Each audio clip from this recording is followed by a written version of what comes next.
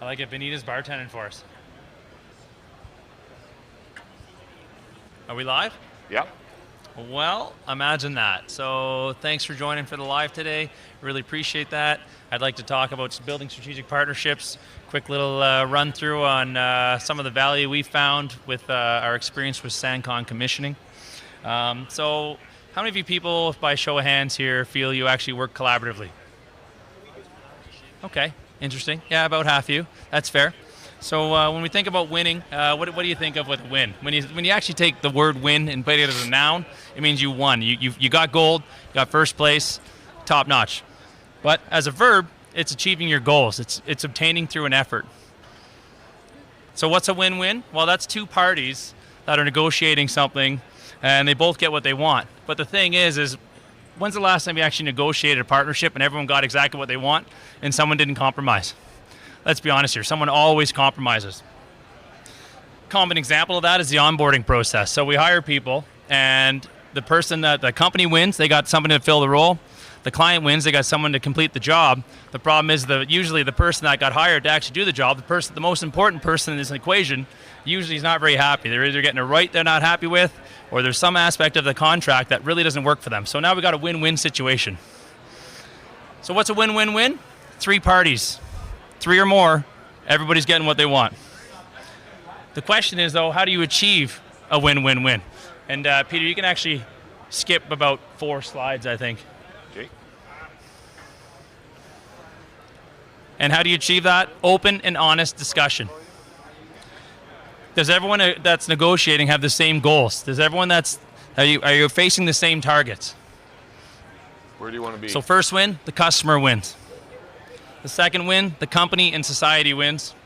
And the third win, the people. And that's our most important aspect. We always forget about the people. That's why it's number 1 on our board. People, technology, methodology. It's always about the people. Without the people, we got no jobs. Without the people, we got no execution. Nothing matters without the people. So, if you want to dive into a deep discussion with your partners and understand how you're going to build a strategic partnership, like we did with SANCON commissioning, you got to ask yourself, what do we do really well? So we sat down as an organization and said, hey, look, we're project controls. We understand that we do project controls very, very well. And you got to look around and say, what do others do really well? And how can they help our clients? Well, for example, SANCON commissioning does commissioning and startup. So now, from a life cycle process, we can go from planning and conception all the way to closeout and decommissioning. It's an incredible opportunity. So we cover all the aspects of what you need to do for a successful project. So the big thing is when you're negotiating your win-win situation here, your win-win-win situation, is ensuring that you all have common goals. And to set those common goals, there needs to be a benchmark. So what are those sit though? So one of the ways we've actually looked at things is the UN SDGs.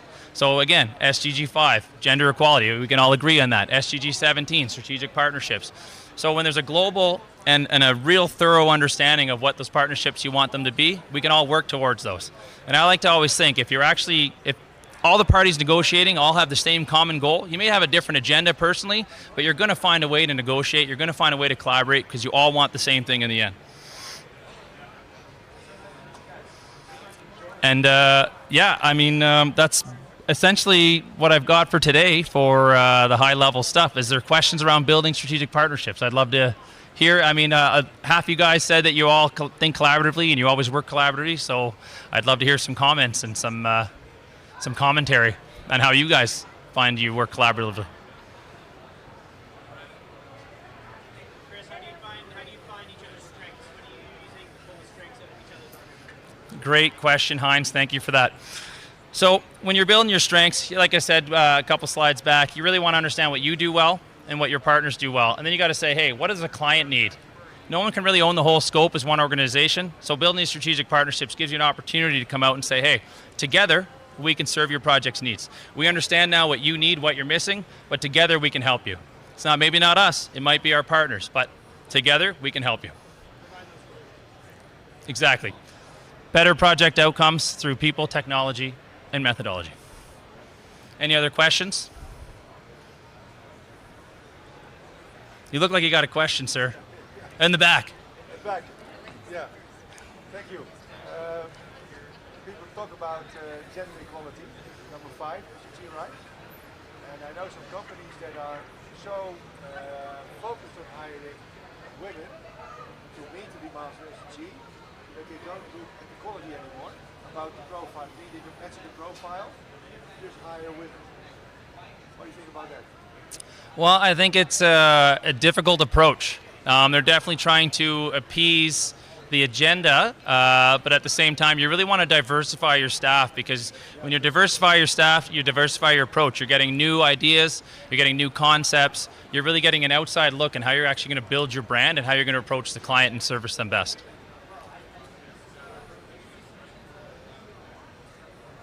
Anybody else for today? I didn't hear what he said, but at what stage of your projects do you really hit your stride? I would say at commencement.